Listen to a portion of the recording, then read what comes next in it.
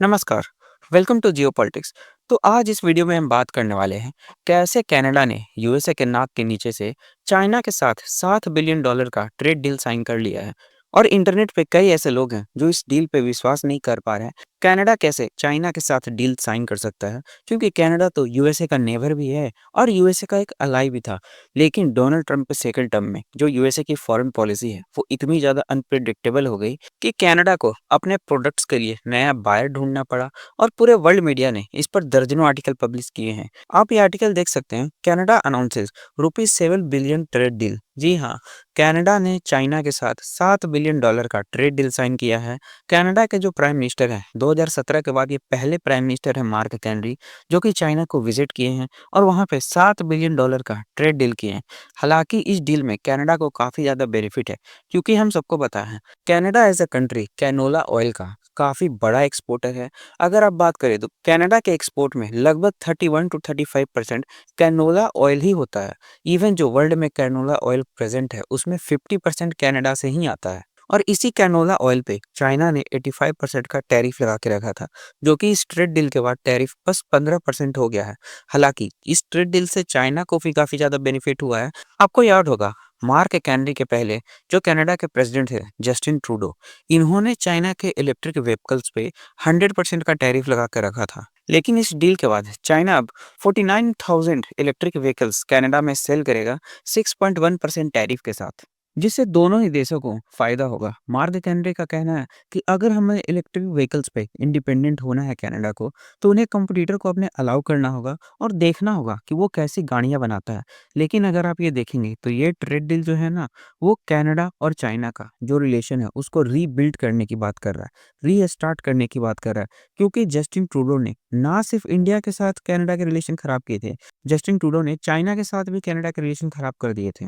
और अब mark canary इस रिलेशन को जिसके साथ कनाडा ने रिलेशन को खराब किए थे जस्टिन ट्रूडो के अंदर, उस रिलेशन को रीबिल्ड करने की बात कर रहे हैं। और ये विजिट और ये ट्रेड डील चाइना के साथ इसी बात को दर्शाता है। हालांकि इस ट्रेड डील के पीछे डोनाल्ड ट्रंप की जो सेकंड टर्म की फॉरेन पॉलिसी है, जिसमें डोनाल्ड ट्रंप हर एक देश पर टैरिफ लगा दे रहे हैं। वो ये नहीं देख रहे हैं कि कौन सा देश उनका अलाई है, कौन सा देश उनका पार्टनर है, किससे उन्हें ज़्यादा बेनिफिट होने वाला है। वो बस टैरिफ लगा दे रहे हैं, और जिसमें उन्होंने कनाडा पे 25% का टैरिफ लगा दिया ट्रेड को वेपनाइज करने के चक्कर में। और आज के टाइम पे कनाडा उस टैरिफ को झेल नहीं पा रहा था। कनाडा के जो ऑटोमोबाइल्स के पार्ट थे जो यूएसए में बिकने आते थे, फिर वो चाहे स्टील ही क्यों ना हो, उसको काफ़ी ज़्यादा महंगा हो गया था उस पे 25% टैरिफ के बाद।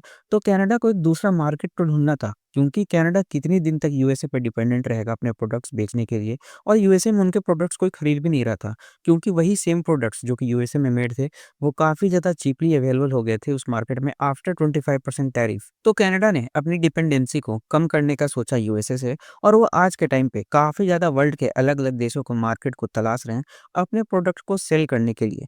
और इसी वजह से उन्होंने अभी चाइना के साथ एक ट्रेड डील किया है। और जस्टिन ट्रूडो ने जो भारत के साथ रिलेशन खराब कर दिए थे कनाडा के, मार्क कैनरी ने उस इंडिया और कनाडा के रिलेशन को स्टोर करने के लिए, रीस्टोर करने के लिए एक और पहले भी बयान दिया था कि भारत कनाडा का एक काफ़ी अच्छा दोस्त है और हम जो रिलेशन खराब हुआ है उसको रीबिल्ड करेंगे। हालांकि डोनाल्ड ट्रंप को ये फील तो ज़रूर हो रहा है कि उनकी ये जो टैरिफ वाली पॉलिसी थी, उससे इन्होंने अमेरिकन्स को काफ़ी ज़्यादा बेनिफिट पहुंचाया है, अमेरिकन इकोनॉमी को काफ़ी ज़्यादा बेनिफिट पहुंचाया है। लेकिन एक अदर पार्ट में अगर आप देखें तो दुनिया में वैसे आर्टिकल पब्लिश होने लगे हैं मीडिया में, Trump is making China not America great again, global survey suggest. जी हाँ, लोग ऐसे आर्टिकल अब पब्लिश करने लगे हैं कि ट्रंप की जो फॉरेन पॉलिसी है, जो कि चाहती थी कि अमेरिका वापस से ग्रेट बन जाए, वो अमेरिका की जगह चाइना को ग्रेट बनाती जा रही है। मैं आपको बताता हूँ क्यों। कनाडा जो पहले एक बहुत बड़ा अलाई हुआ करता था और बहुत भरोसेमंद अलाई हुआ करता था यूएसए का, क्योंकि यूएसए का कनाडा नेबर भी है, तो इन देशों में काफ़ी अच्छी तालमेल थी। और जिसको यूएसए की इस फॉरेन पॉलिसी ने, जब से इन्होंने ट्रेड को वेपनाइज़ किया है, उसने बुरी तरह से खराब कर दिया। और कनाडा आज के टाइम में यूएसए से अपनी डिपेंडेंसी को कम करना चाहता है और अदर्स कंट्री पे शिफ्ट करना चाहता है।